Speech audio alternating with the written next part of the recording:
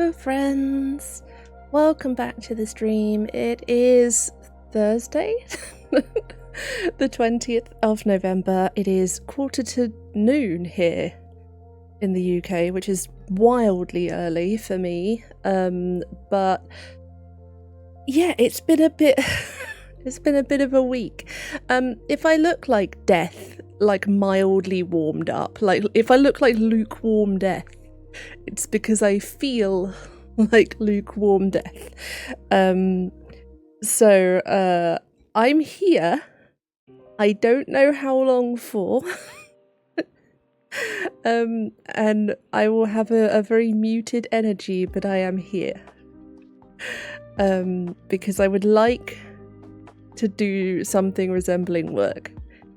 And if I don't manage to, that's also okay. But I wanted to show up and try, because that's what we do here. Yeah, so I never have much energy, but this week, so far, I have very solidly been in, I have so little energy that either I'm just in bed, or I'm just sitting in this chair staring, because I can't summon the wherewithal to do anything. Whether that's like eat or play any game. Like literally I have that like full-on indecisiveness, born of fatigue, and a ton of pain and like general malaise and stuff. And the problem is, as we know, or you may know if you've been in the last couple of streams and heard me talking about it, or if you're just one of my friends that is, you know, all the people that watch these streams and you already know. I have a bit of a weight. And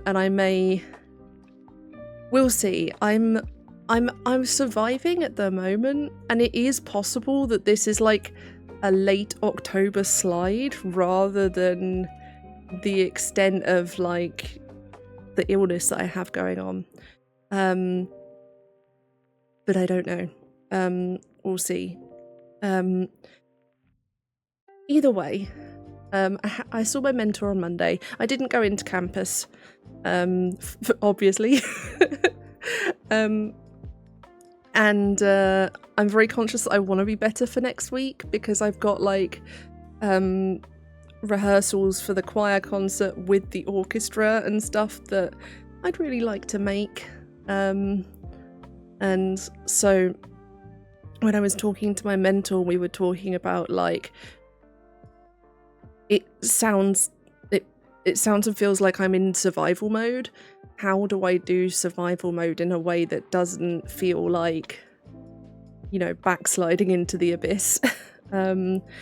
And she recommended something that, I've worked with her now for 6 years, and we are very aware that I have to be careful to not go too far into chaos or too far into hyper-organisation. And she was saying, there's going to be a lot of that today, that yawning thing. She suggested that I start making very, very basic goals for each day. And when I need to do that, I go back to the 3 things rule of, can I just do 3 small things? And this can be like, I'm going to take the rubbish out is one thing, or it can be, I'm going to get dressed. You know, we can be anywhere on the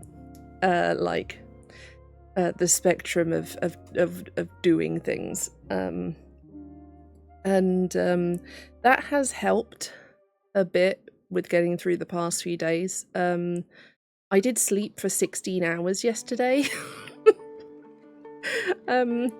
My body's confused. I don't think it knows what it's doing or what's going on. I'm trying to nourish it in all of the ways that are necessary, and mostly succeeding, I think. But I started to actually have some work-related thoughts yesterday. My brain evidently got enough energy. And also I was buoyed by the arrival of this very exciting item. So I've talked about this before. I have to read a large amount to do a PhD, especially an English PhD, as I'm technically doing. I also like reading. I always have. I was the child who read the entire school library growing up, you know.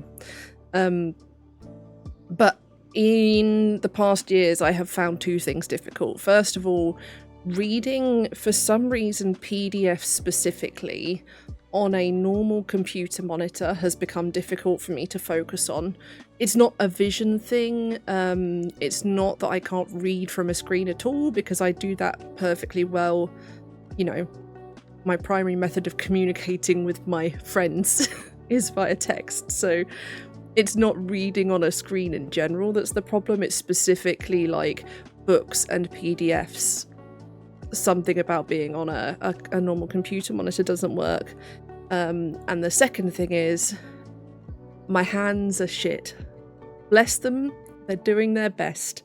But holding open a book, especially if I then need to be taking notes alongside that, is very painful. Especially if I'm in bed, because then if I'm sitting here, and this is why you'll see me do a lot of reading here at my desk, is because although it might be better for my body to be in bed, if it's on the table, I can like weigh the book down with things, and then I'm not having to hold it open. If you're reading in bed and you're like lying on your side, and then you're having to like hold the book open, and you know, I'm reading academic books that are often quite thick, or it's very painful, and so I don't do it. And a couple of weeks ago, I got a very unexpected gift of all of the money for the rest of my PhD fees, with a little bit extra. And that little bit extra has gone into this, which is a Kobo e-reader. It is a... I don't know how well the screen's gonna... There you go, you can see it a bit. This is a Kobo Libra Color, which is the latest one. And I read an entire novel last night. I also read 100 pages of a book for work. And I did all of that from my bed. I'm going to try and not get emotional about this again.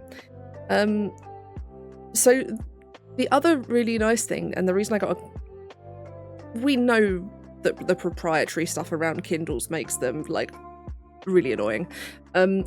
What makes the Kobo really lovely, not just the fact that I've signed up to my local library through it and then like taken books out on my Kobo. I can put PDFs on it by just putting them in a folder of my Google Drive.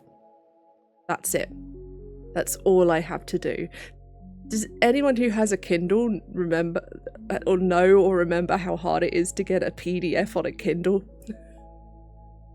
Because theoretically it's just plug it into your computer and then drag and drop it on, but first of all, physically plugging something in somewhere is more of an annoyance these days than anything.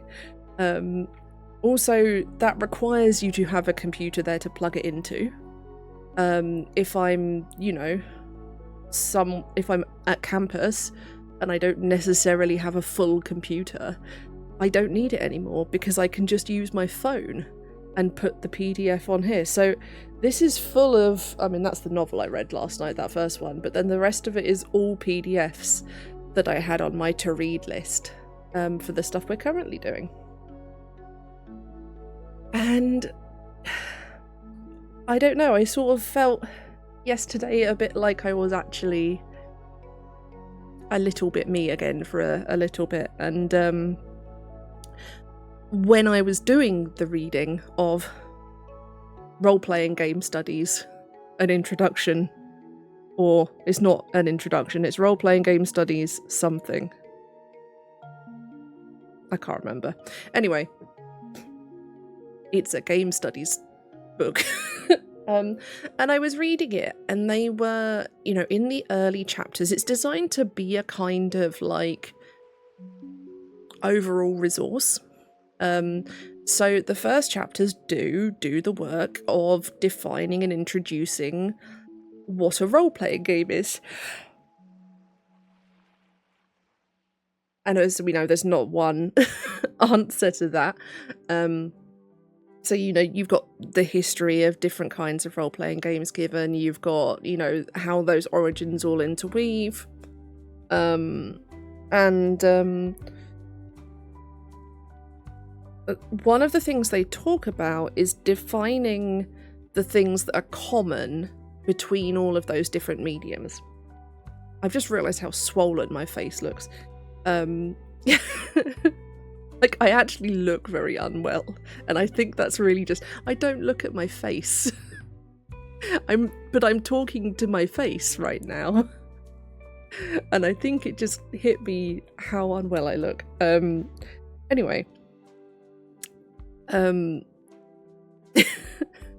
It sort of traces how all those things interweave. And in doing so, sort of plucks out commonalities between them. And one of the commonalities that they were talking about was the concept of play. And as I was reading, I've read about the concept of play before because I've been reading in game studies of varying kinds and video game studies, analog game studies, role-playing game studies, all of these things for years now. But I don't think this had clicked with me before. So the title of my thesis, for those who may not know it, is Representations of Embodied Madness in Interactive Media. I think the title of my thesis might change again. That's how big a realization this was. Because I talk about my 4 kinds of media in terms of being their interactivity. And actually in planning, because I planned my thesis a little like a novel in terms of having like thematic arcs. One of the thematic arcs that shifts throughout the book, I mean, it is a book, but I mean thesis. One of the arcs that shifts is how interactive something is. And that's sort of entangled with how much agency you have. Like the least of these is video games, where at least in the kind of video games that I'm looking at in the thesis, they are linear by and large. Even the ones that are a bit more open, they are linear narratives, even if they have some choice within them. Then you get to visual novels, which have a wider branching or braided narrative to them. Fan fiction, where you can write whatever the fuck you want. Role-playing, where you're doing whatever the fuck you want, but with multiple people. So it's even more complicated. And I was reading about play, and I was thinking, actually, is it interactivity or is it play that holds my thesis together? Because I'm saying this, I still think it's useful to think of it in terms of interactivity, because I think the moment you start thinking about interactivity, you think about the methods by which people engage with the medium, which does like elucidate a lot about how much agency they have, how much control they have, the interfacing of it is part of the embodied experience of engaging with it, that kind of thing, right? The experience of playing a visual novel where you just click is different to the experience of playing a video game where you've got like a challenge in interfacing with it in some way. But as I was thinking about it, I was like, okay, but if I think about it in terms of play, suddenly we're thinking about madness as a playful thing. And I continue to have this difficulty where I don't think there is a concept of the ideal representation of madness. And I realise that's a weird thing to say as a person who looks at, like, how madness is represented and the problems in it. But I don't think it's possible because there's no one definition of madness, right? There's no one mad experience, so we can't convey that absolutely in any form of any medium. But I do think there's something to be said for entering the space of madness and playing there and exploring. Because I think that better captures you're often asked, like, when you're looking at a video game, for example, like, who is this video game for?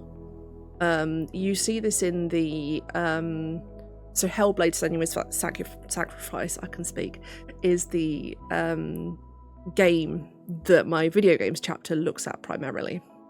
And in the developer diaries, they do talk about, like, we're being really specific about how we represent a schizophrenic experience in this. Why? What, other than, like, the moral imperative of, you know, not wanting to misrepresent a very large group of people who are very often maligned and misrepresented. Who is this for? Like, are we making this game for other people whose experience aligns with these people that we're, you know, having help us make our game? Or are we aiming it at people who would be considered in the sane category to help educate them? You know, what are we doing here? And they have some really interesting things to say in that it comes down to a bit of everything. Exactly, yes, it's very culturally specific, it's very personally specific as well. It's very dependent upon your privilege and what you have been told is not okay. This is why there are many people for whom autism, for example, feels very much and aligns very much with a mad experience, and there are people who've never had any trouble really because they are a high-masking rich white man whose autisticness has always been rewarded rather than you know, suppressed in any way. That's a very different experience to the autistic black girl who is being told to be less of herself because of her multiple marginalizations. So I think in that sense, yes, there's going to be very different constructions of madness, and I think that's one of the reasons I'm really wide reaching with my definition of madness and very inclusive with it. Because I also don't think you need to suffer necessarily to be mad. Like, I think horrifying as it is to say, but the privileged white man is also welcome under my definition of madness. Because that, you know, there are always going to be overlaps, even if that person has had an easier journey through life. I do think that an element of misfitting is pretty fundamental, but, you know, the degree to which you suffer for your misfitting is, you know, it's gonna vary, and that fits within that umbrella still. So yeah, I'm really thinking about the idea. This is really me thinking about my introduction and my conclusion, not my thesis, is not the core of my thesis, and definitely not, well, kind of this chapter. Maybe I could use this chapter to make a point about playfulness. But I think thinking about it as play allows us to think about it in many different ways. There was a really there was a nice quote in this book, in this introduction, that was talking about the idea of, not quite talking about the idea of safe play, but the idea of playing with a way of being that is free of many of the consequences of that way of existing. That also talks about roles and have, playing different roles. I know that's in the name, so it seems kind of tautological, but in the way that, like, I've played characters that are very much leaders and are confident, and as a person who, like, I know I have a certain capacity for leadership, but I also know that is intermingled with a fear of people that makes that kind of leadership often quite difficult to actually engage with. Shout out to the perpetual trauma flashback I get, which is being in sixth form in a school. So this was an independent boarding school. It was the posh school I went to. Trying to get an entire house of kids aged 11 to 18 to listen to me so that I could teach them a Lion King song for our choir competition, and just shouting and none of them stopping and listening to me. We won that fucking competition, by the way. I don't know who I'm putting my middle finger up at, possibly all of Ket Hall. Anyway, my trauma flashback aside, genuinely, that it's not so much like the image of that incident, it's like the feeling of people not listening to you, and of not thinking that what you're doing is important, or that anyway, I hate children. I like children, I promise, just not large groups of them. I was explaining this once about we're on wild tangents now, but we're going with it. I was explaining this about how my internalized racism as a white person, where I get nervous about large groups of people of colour, is completely equal to my fear of large groups of school children. And then,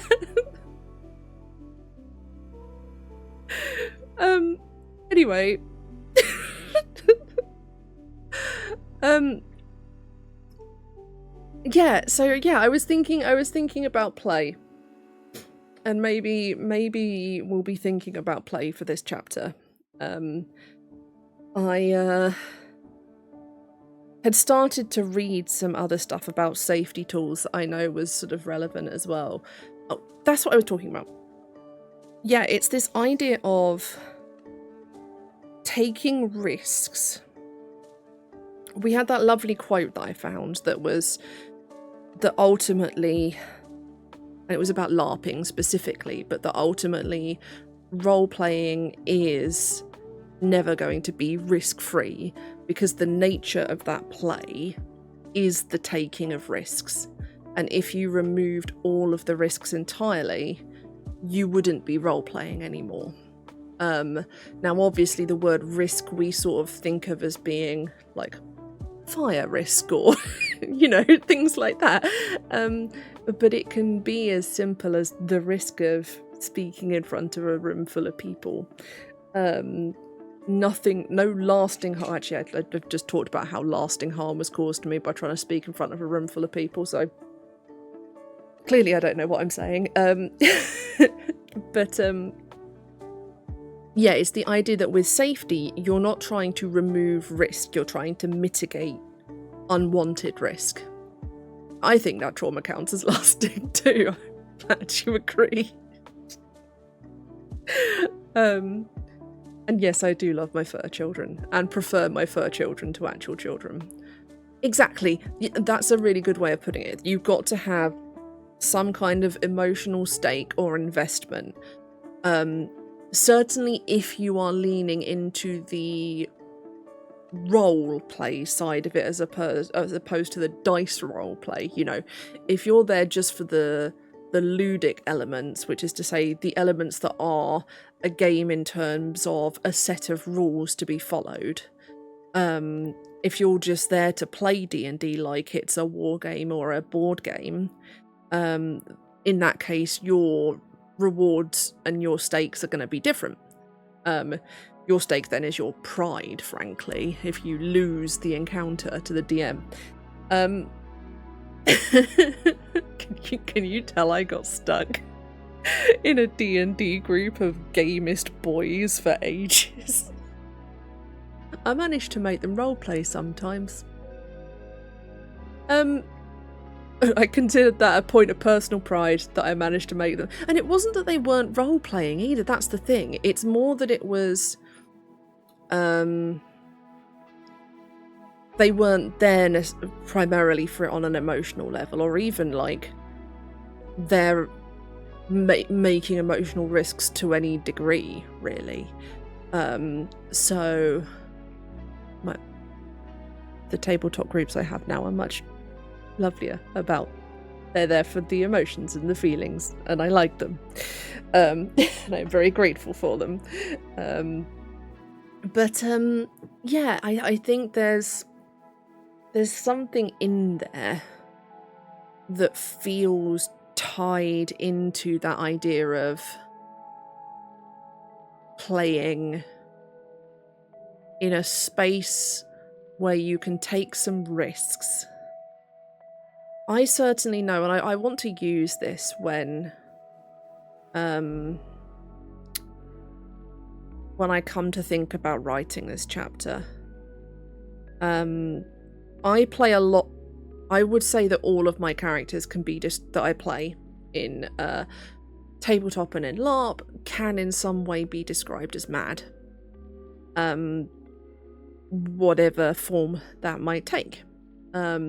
For some of them, the setting of the game means that things that would, you know, be a very strong mark of madness in this world are not necessarily. And I say that specifically because the character I want to sort of think about in my intro for this chapter is a Sibyl, a seer.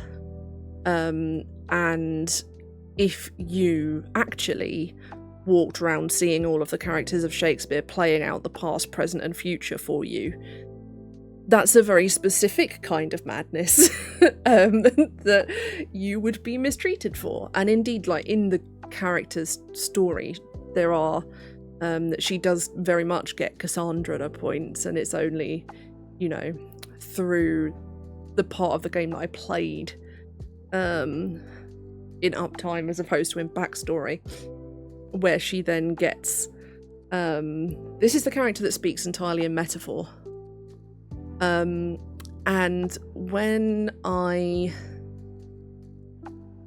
this is a decision I made, so okay, let me give you some context for this. Sybil was a bloodline in this LARP.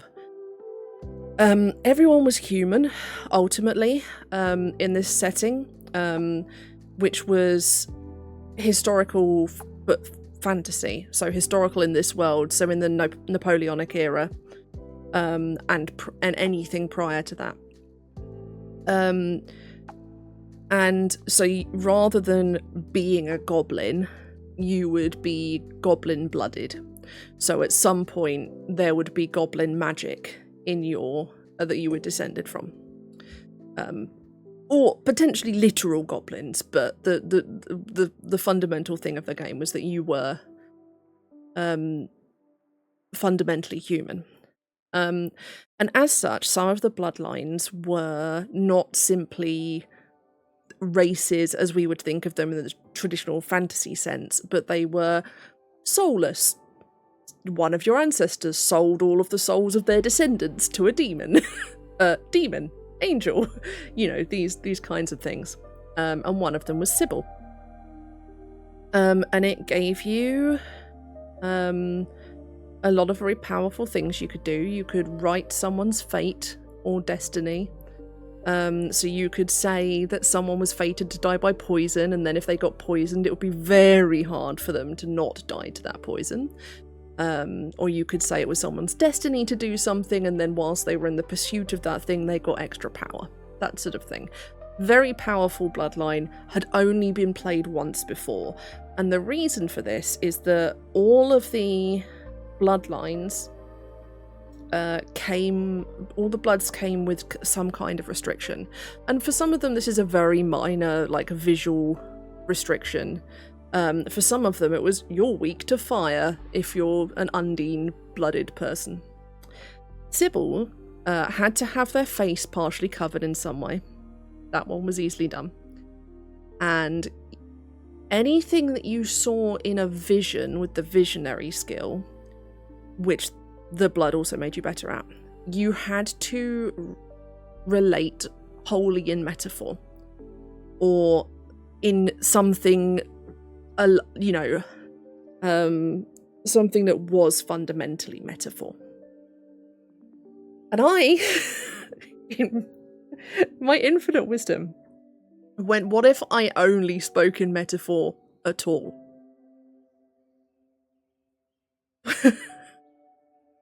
And I didn't tell anyone that I was going to be doing this, really. Or if I did, I don't think people fully understood what I was going to be doing. Because I went onto this LARP, which was these were like Friday to Sunday LARPs, primarily. I did do some week-long ones later on, but we'll talk about that in a minute. So I went in and spoke entirely in metaphor. And it took a solid 48 hours, like basically to the end of this event, for people to understand what the fuck I was saying. Because I had a lot of Shakespeare themes around the character as well, and the idea is that she literally sees her visions in as Shakespeare plays, where all the characters of Shakespeare play them out for her. And so a lot of my metaphors were also Shakespearean, and you could see people who I knew were like people with English degrees who were suddenly like, it's my time. The thousands of pounds I spent going to university for English have become relevant in a way they never have before.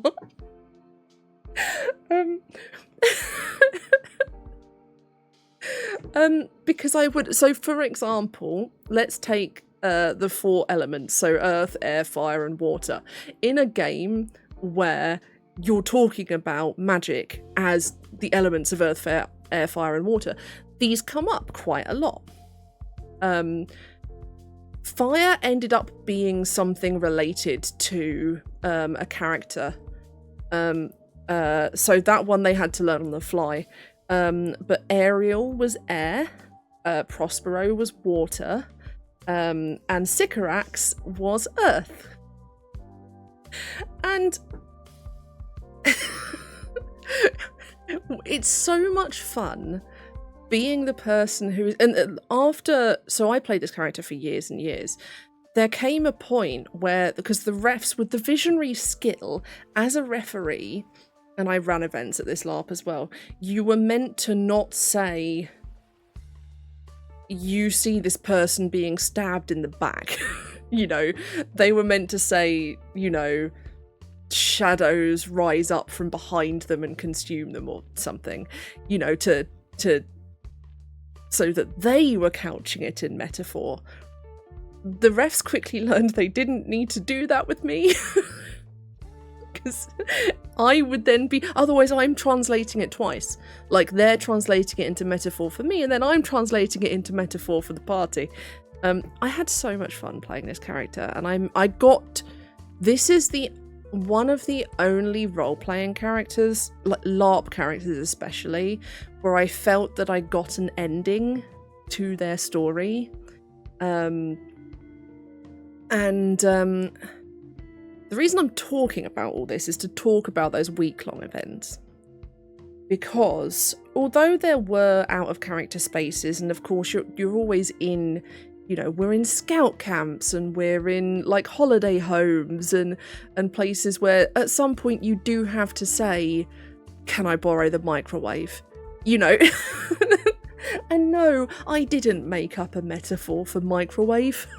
I had one for oven, but, you know, I'm not... I'm not going to make up a metaphor for a thing that is non-diegetic in the first place. So there were times where we were out of character, you know, in the bedrooms were out of character, for example. So I wasn't in character 100% of the time, but I was in character so much that my way of thinking warped a lot as I played her over the week, and I found it very difficult to turn. I got a lot of bleed as this character, and I got the bleed not just from the emotional side, although I definitely got that, and that's part of the appeal for me of role-playing, is the positive bleed and the transformative bleed. And I learned a lot about myself and actually my own madness from being this character. And I think I'm able to embrace my level of weird and chaos from having been her. And also the degree to which I feel things. So it was...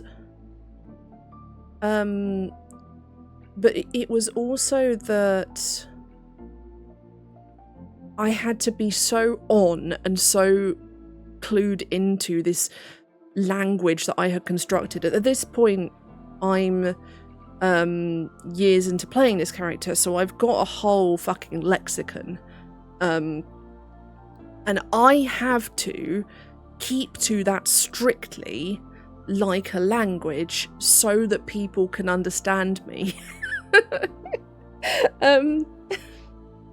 I didn't, you know, there were some things I had multiple, like, metaphors for. But it was very challenging in a way that was uniquely perfect to me. It was also a wildly complicated character stats-wise, and also physically. And bearing in mind that towards the end of playing this character, I'm starting to get sick. I was an assassin, primarily in terms of combat stuff I could do. You don't go around having visions in the middle of fights. I did that a couple of times and almost died.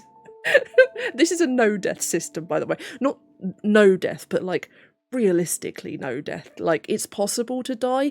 It's really hard. Like, you have to be taken down and then be lying there untreated for a very long time to die in this system, which is not running anymore, unfortunately. It was one of the ones where COVID kind of, they were already having trouble making ends meet in terms of money and running, and then COVID happened and we had a long break, and then things got more and more expensive. So unfortunately it doesn't run anymore, but that I'm kind of glad it does, because then I don't have to feel FOMO. But yeah, it was, she was a lot, because she had the ability to remember past lives. So this is no longer co-working. This is now just me talking about role-playing, but I promise it is all relevant to the way in which I'm thinking about this chapter, so I'm going to leave us in the co-working category. I'm glad it's fascinating. So Catalin that was her name, by the way, it was Catalin. It feels weird saying her name, almost, because it feels like a long-lost friend. It could work, and it does work as notes, and I do, when I have chatty streams, I come back and look at them for ideas. Catalin was not just an oracle, but she was the original Oracle. In this game, the first people after... So you've got primordial beings, so the night. Like, not even gods in that sense, but just like primordial forces. So think like titans of earth and that kind of thing. Come first. Then there are gods, Isis and Mithras, who are used to, because although it's set in this world, basically anything like the Crusades or any kind of parts of history that are related to real world religion, don't like the term real world, gonna have to use it in this instance, were replaced with Isis and Mithras in some way. And often with demonic cults. That's a whole other thing. Then you have the first, who were created sort of by the primordials or after that point. And they were crystalline people, and they were all concepts. So you would have like protection and hope and things like this. And Catelyn was descended from, and in fact was, in the sense of like a soul reincarnation, Oracle. She was the first of prophecy. And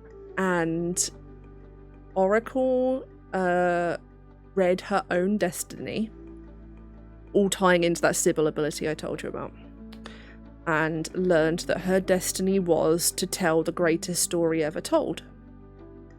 Which, by the way, I do have an unfinished novel about Catelyn. So if this sounds interesting, tell me to finish my novel. And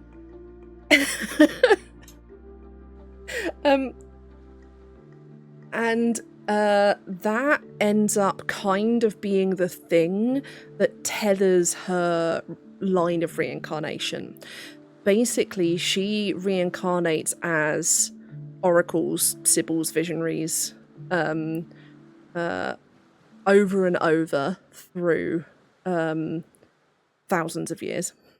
It was so funny meeting characters and never being sure if they were linked to me in some way. There were a couple of significant figures. Macbeth was one of them. She was Macbeth in a previous life. Macbeth was a visionary who didn't much like the visions and reacted to them in a bad way. And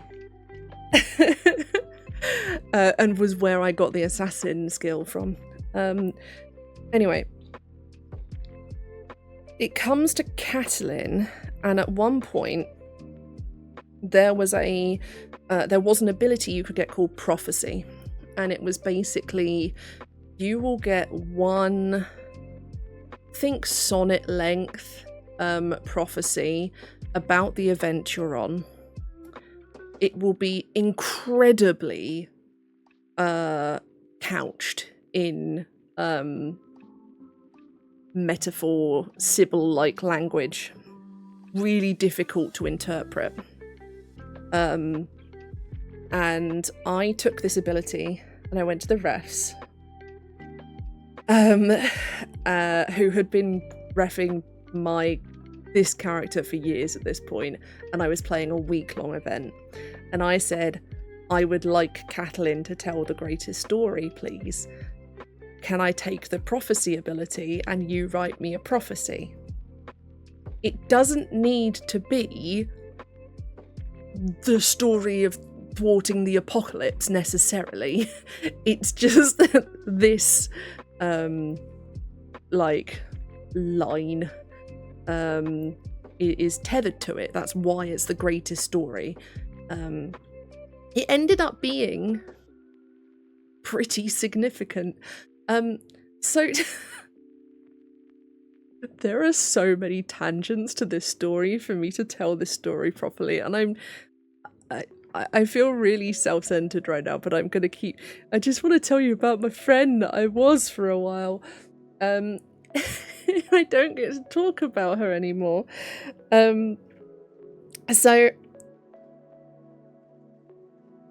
I make choices sometimes when I'm role-playing, and I don't always know why I've made them until later on, because there is a part of me that is like a dramatist style player, where I'm playing because I want to tell an interesting story, and I want to make interesting things happen and see what happens. And there's at least one person in this chat who has run me as a player, so understands that I will do weird things sometimes. I was on this event, and a very quick TLDR of this setting. The reason I said Napoleonic era is because Napoleon was a lich who broke the world using magical maths, fractured time and space, and turned places into islands, basically, between which was this place called the Wasteland. I'm going to move us into just chatting. That's the only compromise I'm going to make. There we go. Then I'll keep going. Yes, Napoleon breaks creation. He is the Lich Emperor. He is the bad guy. He never appears, and that's one of the things that the game's creators decided. Both of whom, by the way, game studies professors. So, hi Jess! Welcome to me talking about an old roleplay character of mine. So, Napoleon very bad. There is an NPC that has appeared in previous events years before this point, who is Napoleon's brother. We learn, I learn as the visionary of the event, that Napoleon's brother is imprisoned. And there are people in the party playing British soldiers, British army soldiers, who it's clear would not want to rescue the brother of the big bad. Quite right, understandably, very rightly. So I make one of those decisions. And lie is a strong word. I utilise the power that I have as Catelyn, where by this point, if I tell people something, they know it's come from a vision and that I'm telling the truth and it's important. So I may just forget to say they don't have to rescue him and make it sound like they definitely have to rescue him or bad things will happen, which is not untrue. But I basically, I lead the party down this particular path, because I just decide I think this NPC sounds interesting and I'd like to meet them. So that... Long story short, that NPC shows up a bunch more and turns out to be Catelyn's soulmate. You're now caught up. This NPC was also, like Catelyn, previously a member of this race called the First, and where she was Oracle, he was Innovation. And he was curious to a deadly degree, because there's an ad running. I'm going to wait. You've got 20 seconds until I continue my story. I don't know why I feel shy and embarrassed, other than the fact that I don't know. Things are important to me. Okay, now the ad is over. So I'm looking at this prophecy that I've been sent just before this event. And what the refs do is they send it to me mostly in metaphor, and I tweak some bits of it to be more Catalan. So actually it's like at this point in 3 levels of encoding or something like this.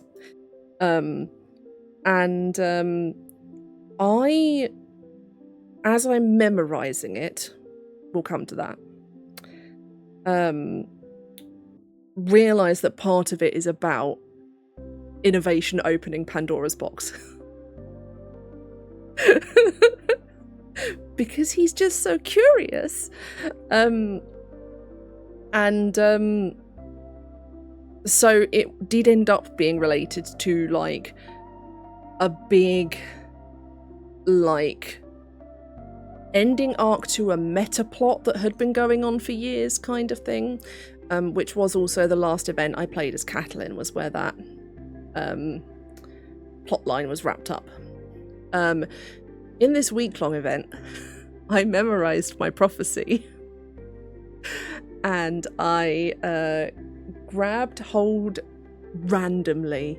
I had decided, like, I'm going to do this at a point that I think it would be triggered. And I was given a vision of Jerome Bonaparte opening Pandora's box. And I remember just sort of like nodding to my then friend, who was also the person who played this NPC, going, shit, and then turning round and walking into the room and grabbing my character's best friend and giving this prophecy. And I remember seeing this moment where my friend's face changed from, oh, she's being very Catalan, to, this is a thing, like a thing is happening right now. I channeled all of my theatre kid energy, and then I almost died, and had to be saved from death. Whereupon I sat up, and because everyone was going, fuck, what did she say? Oh no, but you know, in a very like 18th century way, I sat up and hand wrote it out. So I recited it a second time, essentially, so that they would actually have it. I'm overheating.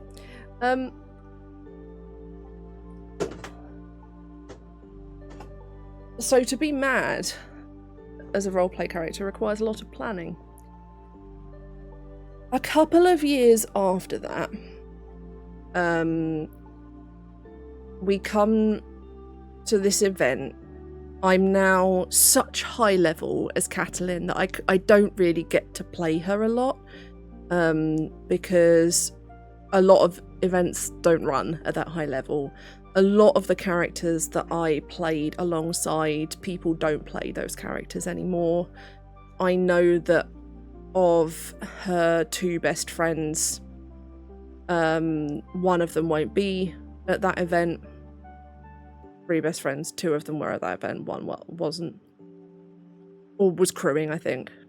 This was the problem, is that, you know, we were all a one LARP club, so people would often be there but not there as those characters.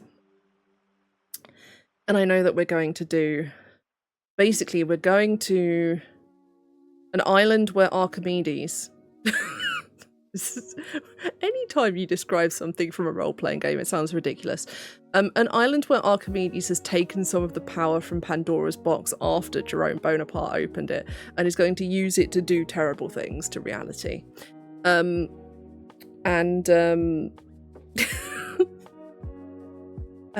we go and do this event.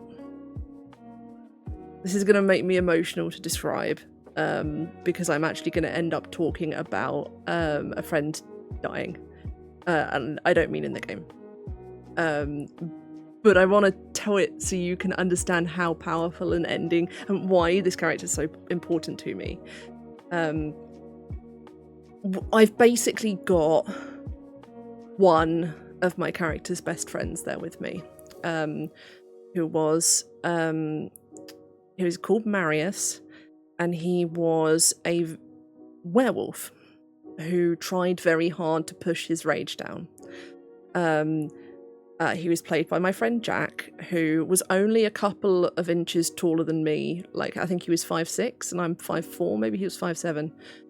He had a sword that was as long as I am tall. And it was ridiculous fighting him. And was a very, like,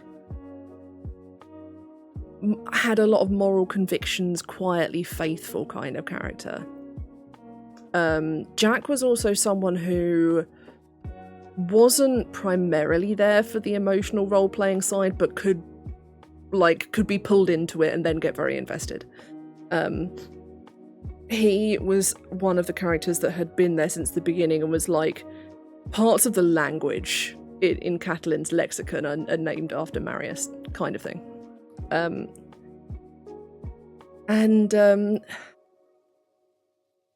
We're going through this adventure, and Jerome is there. And at points. And eventually we realise that in order to undo Archimedes, we have to... Jerome has to die. And not just die, like, and then come back in a future life, but, like, that the line of innovation has to end. And... I just remember sobbing, not being able to really speak, and just sort of kneeling at this person's feet, like, incoherently begging them not to, even though I knew that they had to. And then I knew at this point this was the last event I was going to play as this character as well. So I took Jack as Marius aside, and I said, I said I needed you to listen to me. But what I said was, Marius, I need you to give me your ears. That's the way Catalin said it. The only times that I really spoke at all clearly were when I was giving fate and destiny. And I had a phrasing for it, which was like, name, hear now the voice of the oracle and know that it is your fate to blah. Because I could do that in a fight in order to make it possible for us to kill someone. So I needed it to be clear and recognizable. And so I remember holding Jack's hands, and we're in the room of this shitty scout camp. And it's all grey and dingy and like off green, and everything smells of damp because there's a lake there where they do canoeing, and so all the canoes are in one bit and it smells very particular, and there's people bustling around us, and all of the tables look like school tables because they are, and Jack's dressed as a German werewolf and I'm dressed as a fairy Scottish king. And I hold his hand, and the only thing I can see in the world is him, and I say, Catalin Bonaparte, hear now the voice of the oracle and know that it is your destiny to... I think I said something like never leave innovation, or be entwined with... Basically, I tethered. There's an add-on. How are we at another ad already? I never pay attention to these normally. But yeah, so I basically tied their destinies together, and story-wise made it so that not immediately Jerome died on that event, but I made it so that he had to sacrifice himself to seal Pandora's box, I think. Catelyn would go on to live out the rest of her mortal life, but when she died, her soul would go and be with Innovations. And where his essence went out to fill the world with curiosity, hers would go out to fill the world with stories and hope and questions. And the only person in character who knew that she did that was Marius, who was also the only person that knew that she and Jerome had gone married. And so it's so funny. I think that was like 2 years before Jack died. A year. He was 26, 27.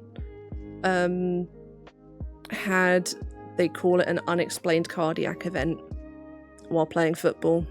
And one day he was there and one day he was not. He was perfectly healthy. And he was such a joyous person. And I'm very grateful to have such a powerful memory. I mean, I have lots of other memories too, but to have that powerful a memory of someone is really important. And to have someone who was very neurotypical and what you would consider normal, very gregarious, very like went out drinking with his mates, liked football, you know, all of these things that are very typical here in our culture. To have someone like that learn to speak the metaphor you made up out of Shakespeare, be able to communicate with you in it, and engage with you emotionally in a way that they never would usually do, is really precious. To have someone not just let your madness wash up against them and bear it, but to have them wade into the water with you is a very powerful thing. And I think to make this actually be about a point that is to do with my fucking thesis, to bring us back to play, I think that's why playing with madness is important and powerful. It doesn't matter. As much as I don't like pathologization, it doesn't necessarily matter if you come to role-playing as or with or around madness through through looking at the DSM and going, this disorder sounds interesting, I'd like to try being that person. I don't like that that's your source, but if the experience that you then have when you're playing this character is it's not putting on a mad person's shoes, it's not cultural appropriation sort of thing, it's not, you know, theft of any kind. It is, or it can be, curiosity and play and interest and what if and I wonder. And I think that's really cool, actually. And I miss Jack a lot. My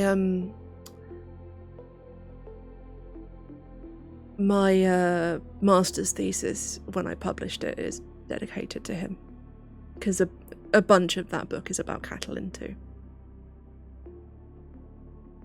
I also miss her, but she is happily running around London and the connected realms, being weird and wonderful, and occasionally sneaking into Mongol territories to meet her husband. Oh, who is also already married to someone else, by the way. It's they're very happy, but it's very messy. Not messy. Messy is not actually the word I was looking for. Complicated. Because he's actually married to a spirit. A murderous winter spirit who was fantastic, and I loved her.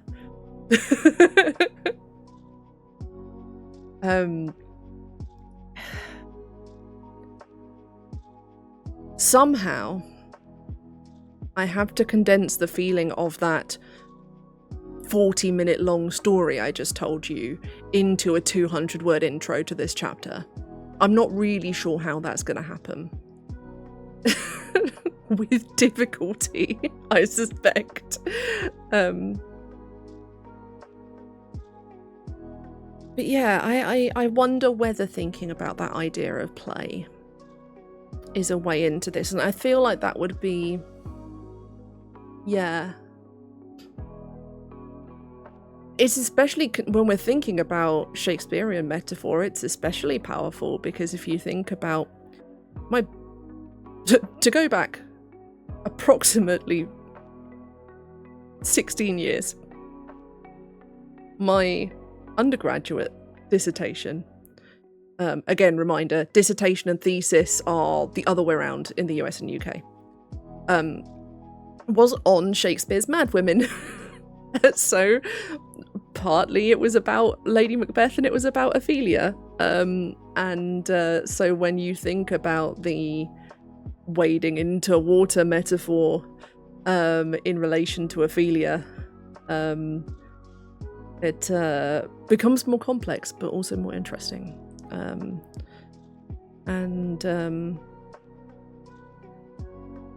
Yeah, in a fun way.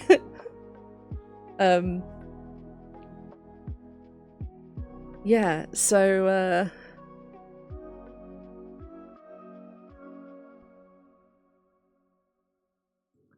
I'm just thinking about this as, so to very quickly catch up anyone who might not know the entirety of my thesis. My thesis is 4 core chapters, which take a media type alongside an aspect of the experience of madness. So stepping free from diagnostic terms here and thinking in terms of an aspect of it. So one chapter, for example, is about fan fiction and identity in the self. One is about video game. That's visual novels and identity in the self. Fan fiction is mood and emotion, and extremes thereof, especially, and also community and kinship. They all start at a point, and then you realise there's a whole iceberg underneath. It's that kind of thing. The video games chapter is about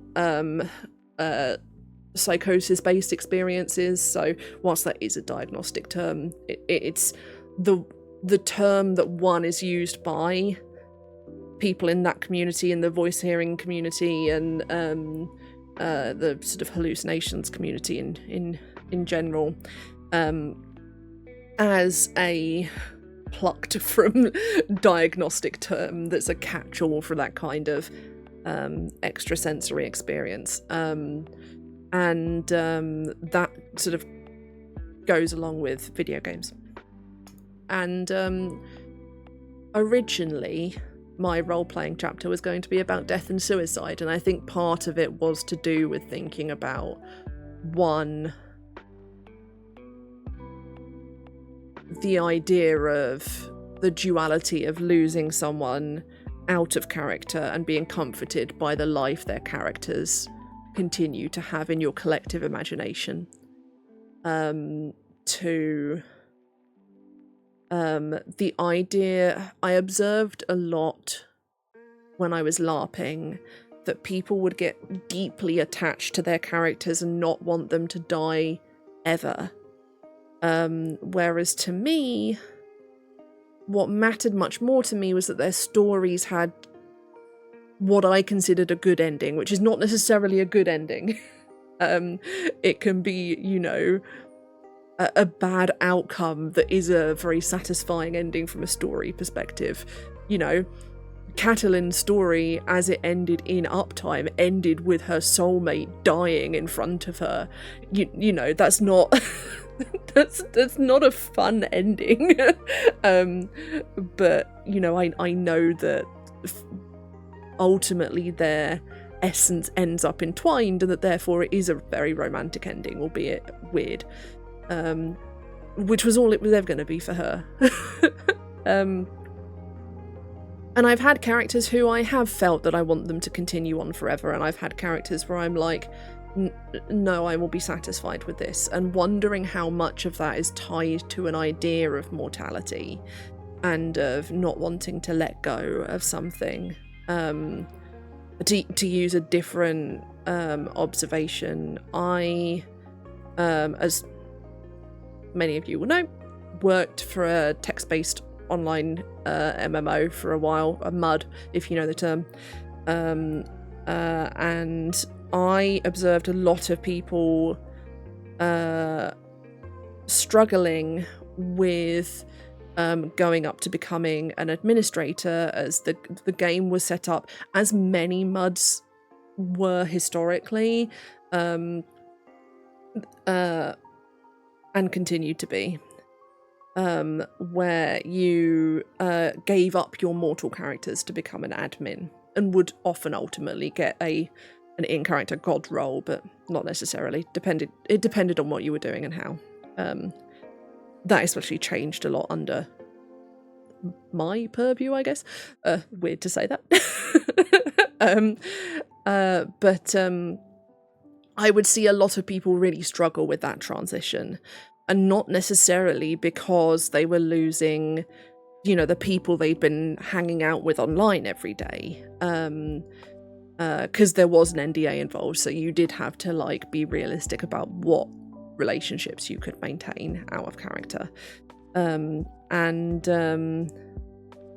I saw a lot of people basically go back to their player characters out of grief. And so there's this clear, very like strong tether that people have. I'm going to put us back into co-working now, by the way. I now feel self-conscious being in just chatting. Also, just chatting is a category that I used to have to co-work in. And then we escaped it when they created the co-working category, and just chatting gets a lot of weird men and bots. So yeah, that's what brought me to, and then other things like knowing I wanted to look at actual play as well. The first series of Critical Role has a very significant character death that the player has also talked about coming alongside a personal bereavement. I think he said it was a parent, but I'm not sure. A very significant bereavement, basically, that was almost at the same time as his character dying in the game. So thinking about that, there's bleed is something that's talked about often in the negative, but there's some really interesting work in not just Nordic LARP studies, but LARP studies sort of in general. LARP studies tends to get more of it, I think, because bleed is not always, but can be worse when you're LARPing, because you have more. If you are at a tabletop game, you always remember that you're at the tabletop game because you're always around the table with people. Whereas if you're in a LARP, lots of effort is being put into, like, extending the magic circle because you're in costume, and you know you're not rolling dice and talking about your dice rolls at the same time. So it's very interesting to look at these ideas of bleed that think of it as a positive thing in different ways. So you've got people who think of it in terms of practicing social skills, and thinking of it as a kind of bleed where you get better at confidence or public speaking or something because you've done it as a character.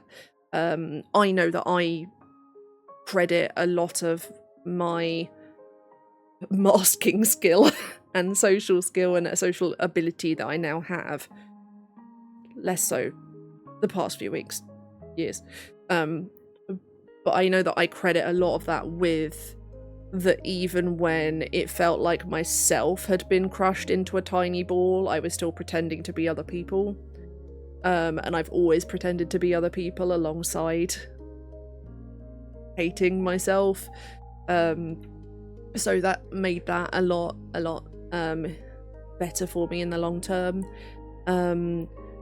Janaya Kemper, who is an amazing game studies professor, she writes about emancipatory bleed.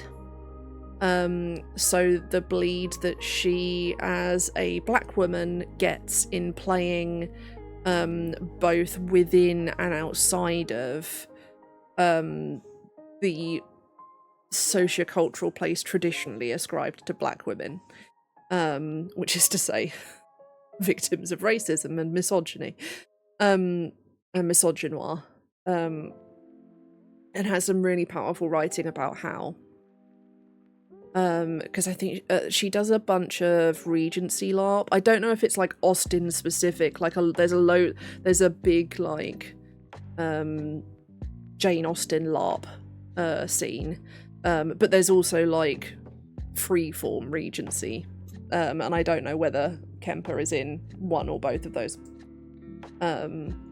but she talks about going to that kind of LARP as a black woman, because those kind of LARPs, historical LARPs, treat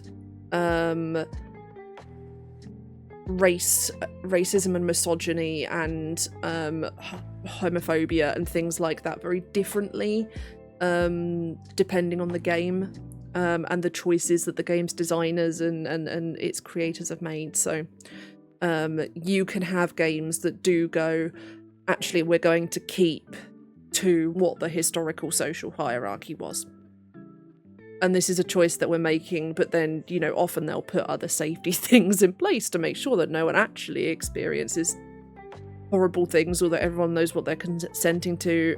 Is very in that Nordic LARP concept of we are going to challenge ourselves,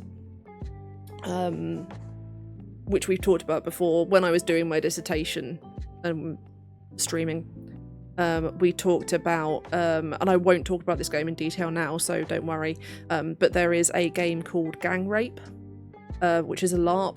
No actual gang rape occurs in it, obviously. I feel weird that I need to say that, but it's you know, it's a very controversial game for obvious reasons, but it gives you an idea of like the extremes that the school of Nordic LARP, the tradition of Nordic LARP can go towards. 1 second.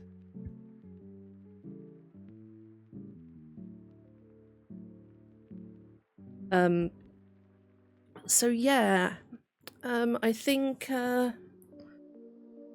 God, I had intended to come here and actually study, and it's been an hour and a half. I've just been talking. I couldn't sit up for a lot of yesterday. I still can't sit up very well.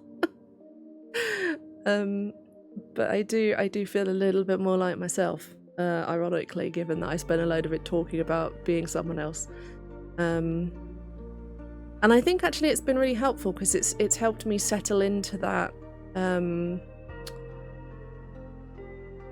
the thoughts of why I'm writing this chapter. And I did a lot of thinking about that when I was at FSNNA, because being surrounded by fanish people makes me think about, like, why am I doing this? Why is it so much nicer being around these people who love the thing that they're researching as much as I love the things that I'm researching, you know?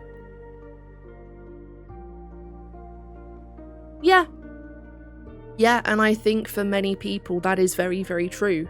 Again, not 100% of role players. As mentioned earlier, there's a lot of aspects to role playing in tabletop and LARP specifically, and there are people who just want to play a board game where they do a funny accent. There are people who want to live and die as a different person in a dramatic story, and there are people who want something in between or out with. Yeah, there are many different kinds of bleed. There are different levels. What is positive bleed one day can be negative bleed the next day. Anything could be taken to extremes. Was talking about this. I talked about this on stream last week, but I was thinking about, I had been listening to a podcast where they were talking about people having AI boyfriends and girlfriends. Apparently AI don't want to be non-binary according to these stories. And that they feel very similar to me, to people who are using role-playing as a form of escapism, which is that you can be very self-aware with it and aware that you are doing it as a way to escape and to be something other than yourself. Or it's also possible to fall into being less aware of it and being more like at an obsessive level with it, and less conscious of the extent to which you are, I don't know if succumbing is the word I'm looking for, but I think there's some strong similarities there, including in how people judge that. Because certainly in the LARP communities I was in, they were not communities that were very... The game I was talking about was a little different, but we sort of came from a very high combat boffer LARP that had been going on for 20, 25, 30 years at that point. Where there were a lot more gamist boys. There were about 5 women that regularly came to that club. So we had all played the female parts. The only parts that were written as female. Which is like someone's mother, someone's wife, a whore.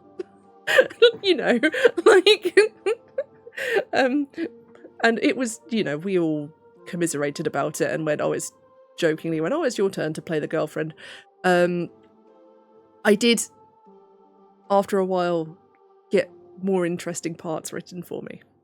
Especially once it was learned that I can memorize like multiple pages of backstory in about 15 minutes.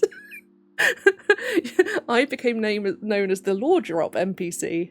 They're like, she's appeared and she's actually wearing fancy costume even whilst crewing.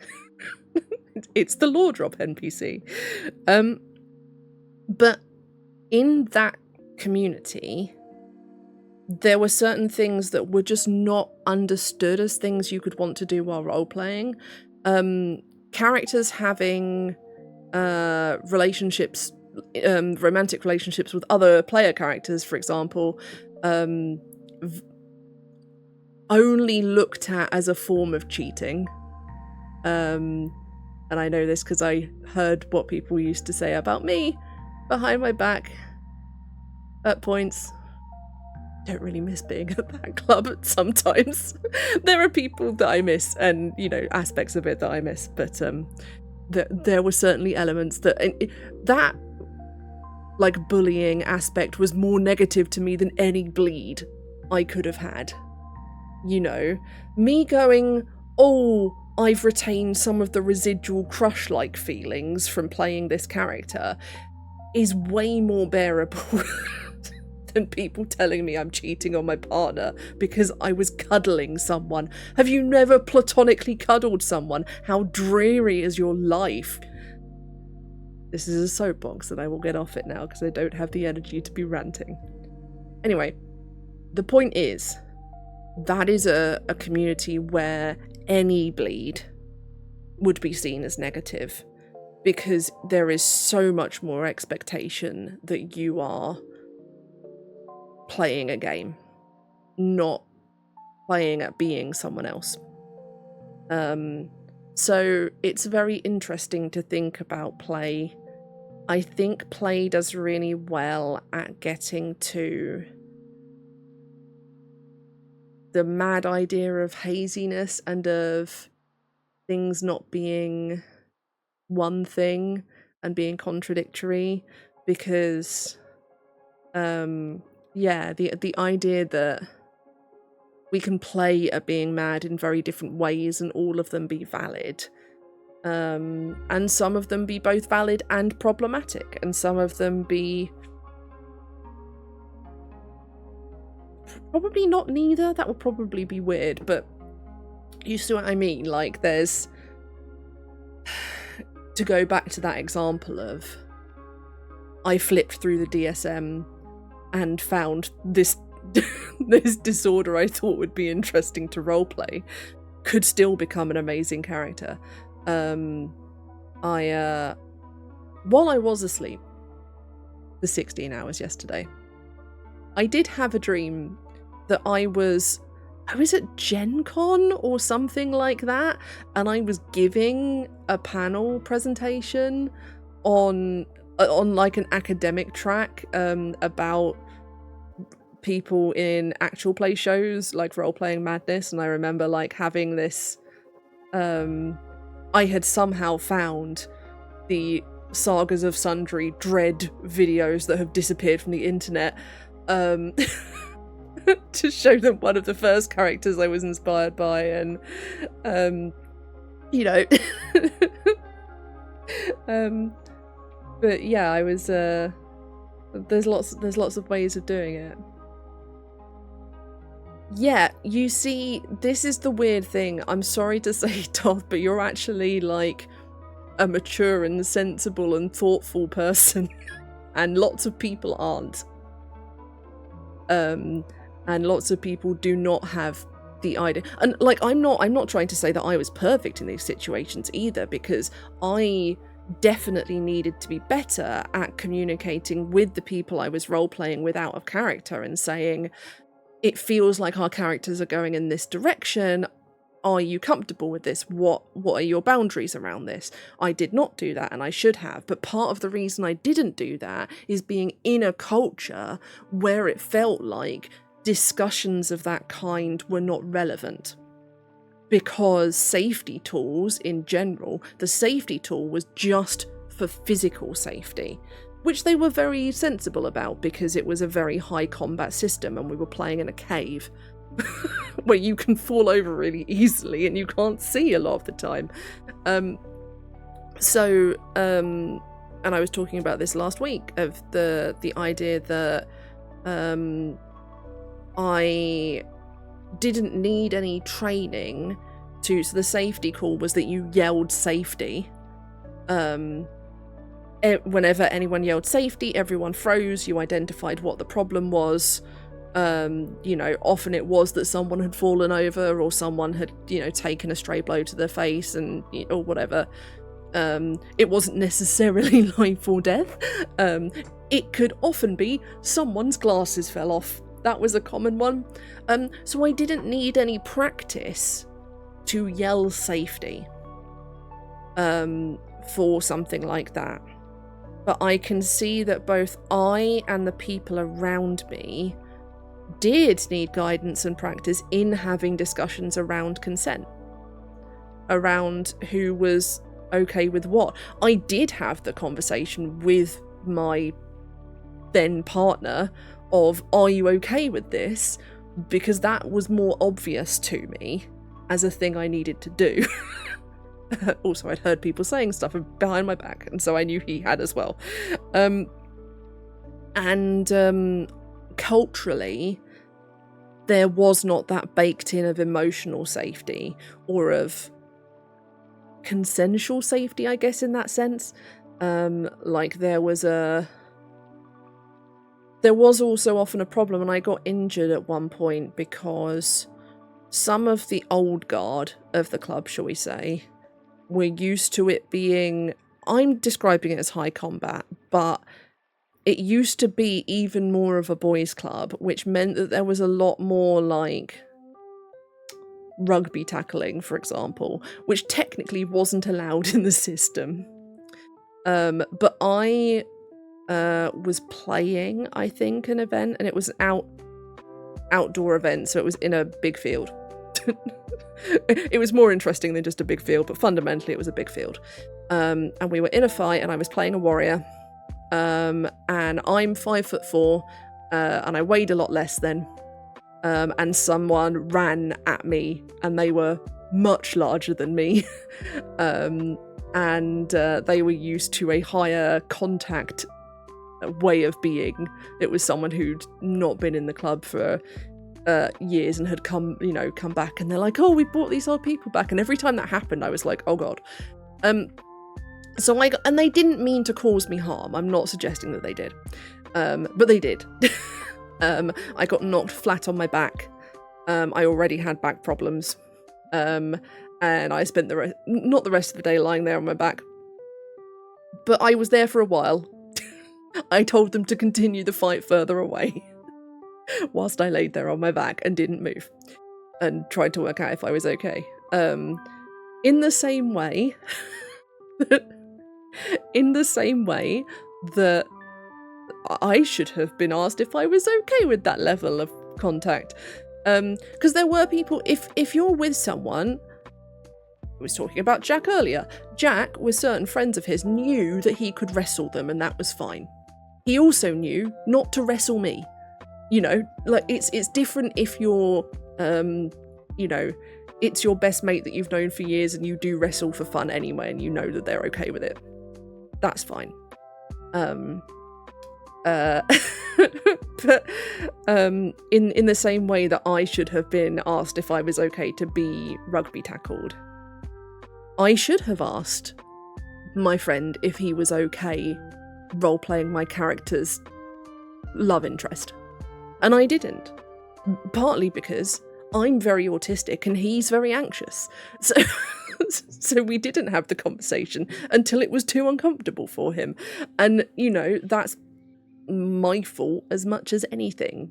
And I think if we'd been in a culture where we talked about emotional safety, we talked about ideas of consent, one of the reasons that, for all that Nordic LARP has those extremes of games, like mentioned earlier, they are also much more likely to have higher levels of active consent because they are more likely to have discussed what people's limits are beforehand, and to have made it very clear that it's a game where certain things are, because it's often parlour LARP as well. It's much more common in parlour LARP for any kind of physical contact to be banned.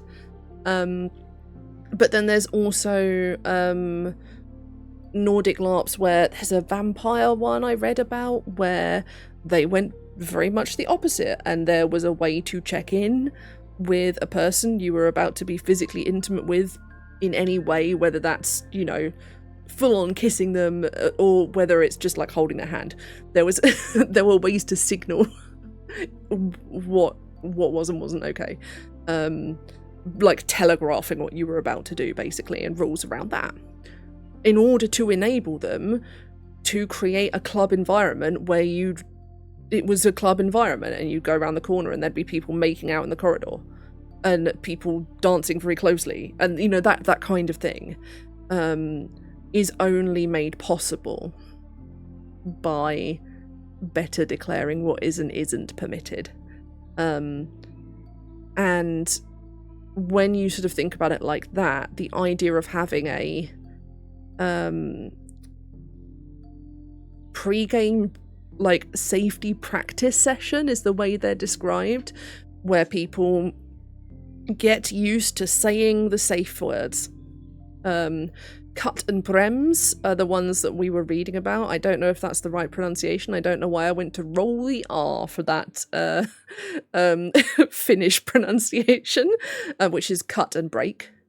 They're pretty obvious. There are places that use not traffic lights as commonly, because you are more likely to say red, green, and yellow in a roleplay setting than you are in a BDSM scene where they're more commonly used.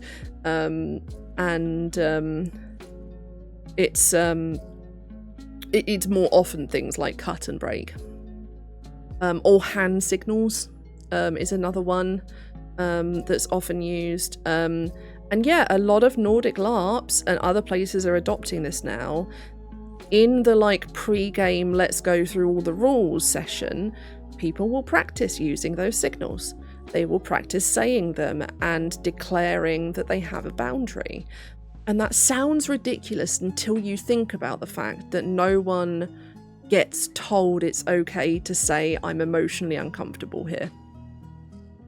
Especially men, for a start, because I also think about the fact that as a woman, I'm more socialized to playing a romantic relationship and character, because in a heterosexual male-dominated space, you have to, if you're one of the 5 women. You don't have to. I knew people who didn't, and often because I was okay with it, I would do it for them. And yeah, exactly. It's very easy to assume you're able to word be uncomfortable until you're in that sort of situation. Yes, and I'm sure my friend had that feeling where he was like, I don't know how to say that I'm uncomfortable with this, because there's no language. There's no language around it. And so I'm sort of thinking now, if we're thinking about questions of safety in that way, and questions of play with madness, like, I think about this sometimes. So I play, as a rule, traumatized people.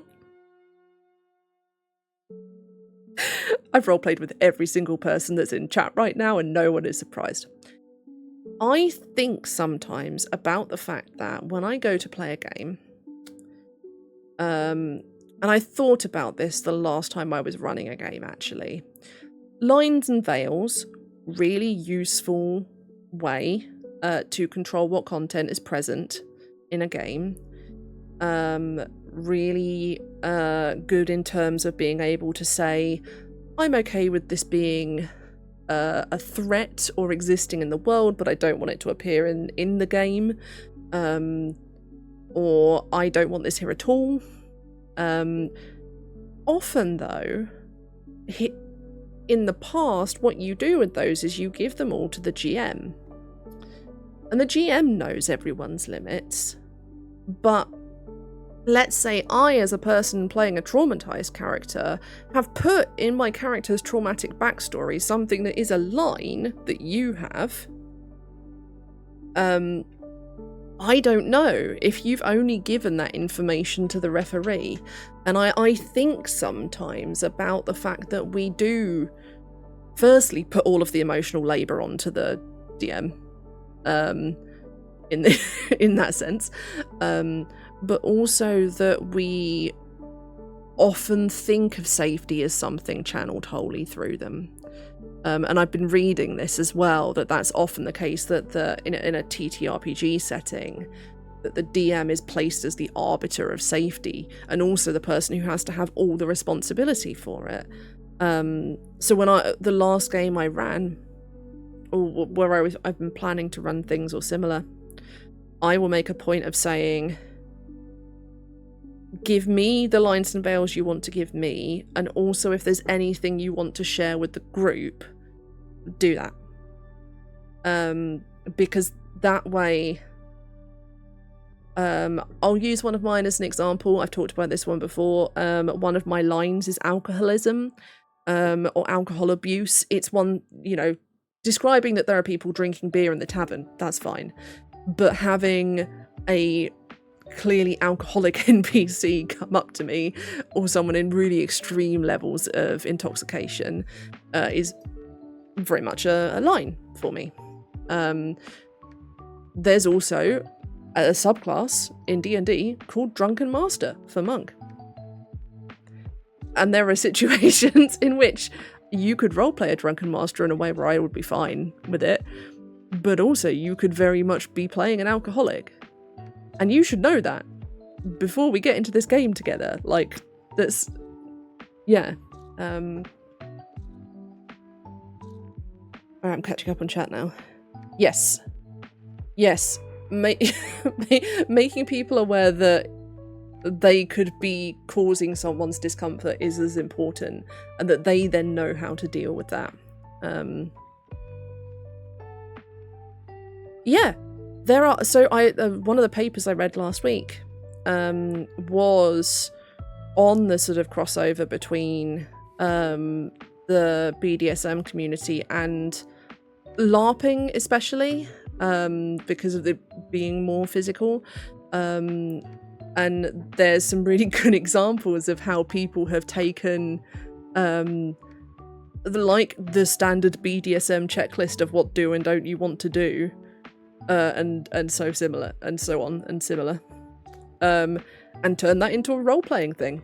Obviously not with the same things on the checklist. You don't normally need to go into a LARP and say, I'd rather not be spanked, thank you. But there's a lot of crossover and, you know, ways in which these communities learn from each other. Also, there happens to be a lot of crossover between the communities in general. Shocking. So yeah, that was really interesting as well. It's not quite a circle, but it is a very, very closely overlapping Venn diagram.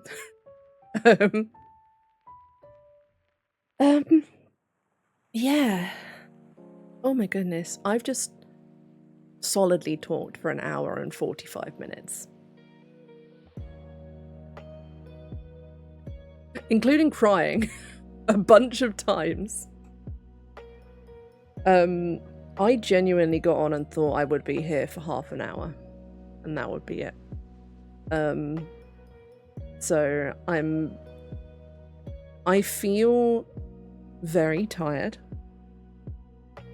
but I also feel more engaged with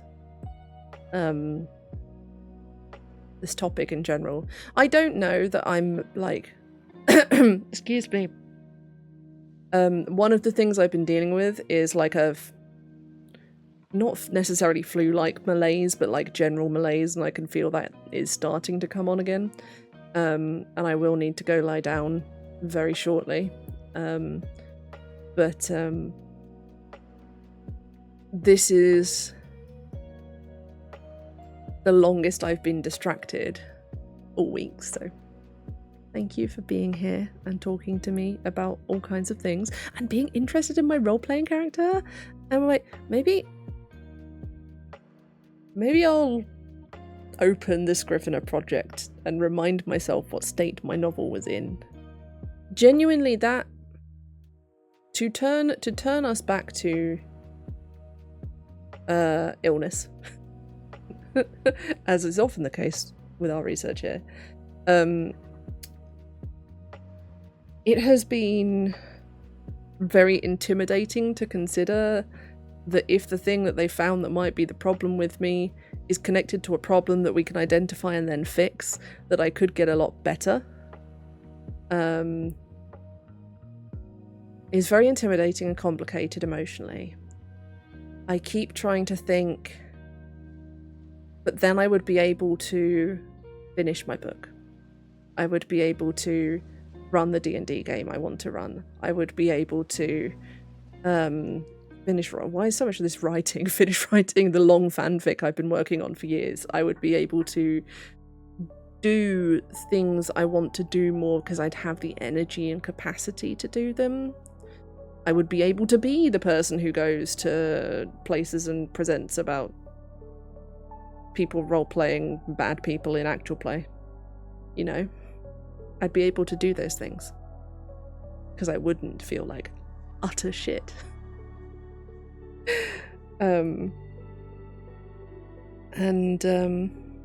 Yeah. I really like that novel. I've had to rewrite it a couple of times. I wrote it, and in the first Firstly, I tried to make it a trilogy, but actually I think it is better as a single novel. I think I was just worried about the scope of it, but actually it worked better as a single book, with what I was thinking of as being separate books being arcs.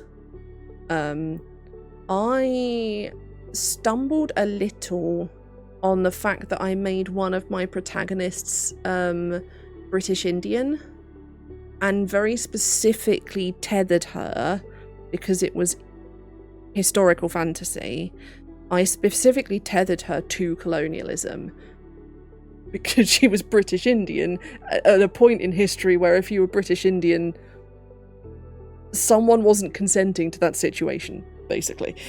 And I got very in my head about whether it was okay for me to write that as a white person. And I'm still not sure. I know what I did do is I went back and I stripped the character of their... Because basically, I didn't want it to be that thing that you get in fantasy novels sometimes, where the clearly white author sort of gave someone the visual of a race without giving them anything else from it. And I'd done a bunch of research into, like, I'd researched, like, the specific part of India and the martial arts from there, because it's like a knightly warrior style character, and I'd researched the culture and the religion and a lot, but I think not being able to convey the feeling, the vibe, if you will, of that culture and of the specific, like, position of a person who is between two cultures and, like, kind of fully attached to neither. I ultimately sort of removed the actual world setting from things and made everything fantasy, which I think is probably what I would stick with long term, but I don't want to lose the opportunity to have people of colour represented in my book, because it's not... Obviously people should write these things sensitively, but the answer is also not that I make everyone in my fucking book white. Clearly. Like, clearly that's not better. May I present to you the Lord of the Rings? And yeah, so there are three protagonists. One is Catelyn, but she's not called Catelyn. So nebulously white, immortal, weird being. A Southeast Asian coded fae character, and a South Asian Indian, a British Indian coded character. So, and that's really just because that's how they appeared in my head. It's not like I went, I'm going to be woke. I'm going to make two of my characters people of colour. No, I didn't do that. There's an element of being mindful about it and thinking to consciously make sure my cast is not white in its entirety. But then after that, it was just that I think partly and I'm sure this is fed to me by culture, when I in my brain think of immortal, ethereal beauty, I do think of Chinese, Japanese sort of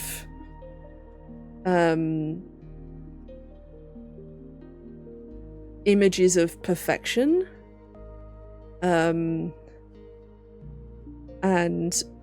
that is, I wrote the Fae in this book to be very otherworldly in an uncanny valley, creepy kind of way. Like, it's unsettling how beautiful they are.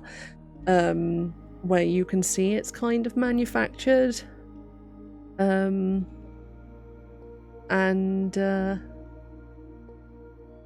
I almost told you significant things. You'll have to read my novel when it comes out. Eventually. I haven't opened the document in years.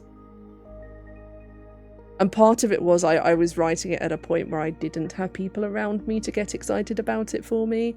And I had a Patreon for a while where people were supporting when I was publishing my existing novel and poetry book and stuff.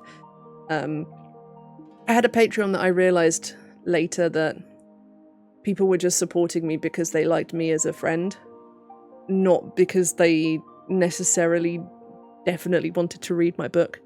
And so I ended up being, I think, disappointed by some of the reception to it. But now I am surrounded by friends who are really enthusiastic about it, and, you know. Yeah. There's definitely, and again, this is just from the stuff I've learned, there is a huge colorism issue in India that is not new. And I'm sure is heavily influenced by colonialism, because you were closer to the colonizer if you were a lighter-skinned Indian than a darker-skinned Indian person. And I'm sure all of that kind of thing is, yeah, like when you look into any of world history and you sort of go, it can be both true that British colonialism was fucking hideous, and also true that Japanese and Chinese imperialism are hideous in many ways, and the caste system in India is also hideous, you know, that kind of thing, and that they're, you know, yeah, it's a mess. It's a mess.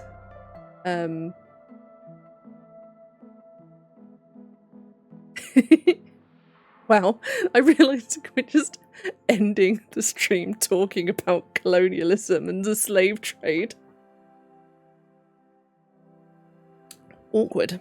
For real though, I have a whopping headache now, and I'm wobbly. And I'm not just pale because the sun is shining directly on my face. So I am going to wrap it up here.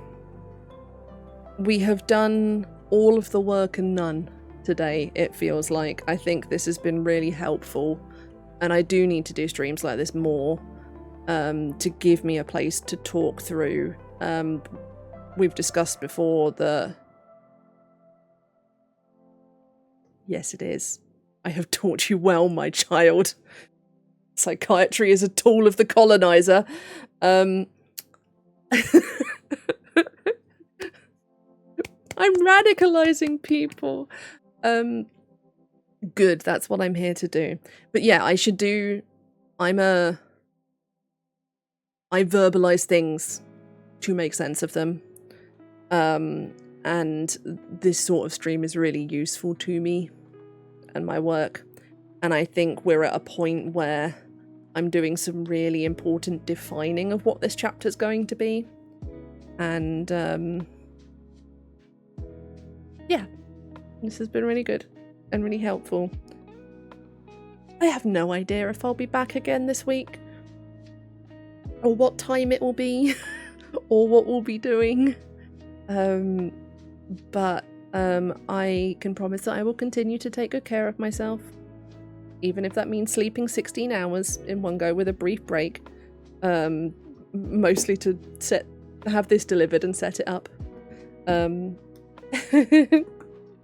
Thank you all for being here. So yes, I will love you and leave you. Please take care of yourselves and each other. Yeah, that's always, curse you, Twitch. That's always what I aim to be, is chill background. And when we are co-working in a more organised manner with Pomodoros and stuff, it can always be gentle and relaxed and just vibes. But yeah, please take care of yourselves and each other. I love you all very much, and I will see you when I see you. Which for most of you is like in 30 seconds in group DMs. Alright. This stream will be up probably tomorrow on YouTube. And I will see you all soon.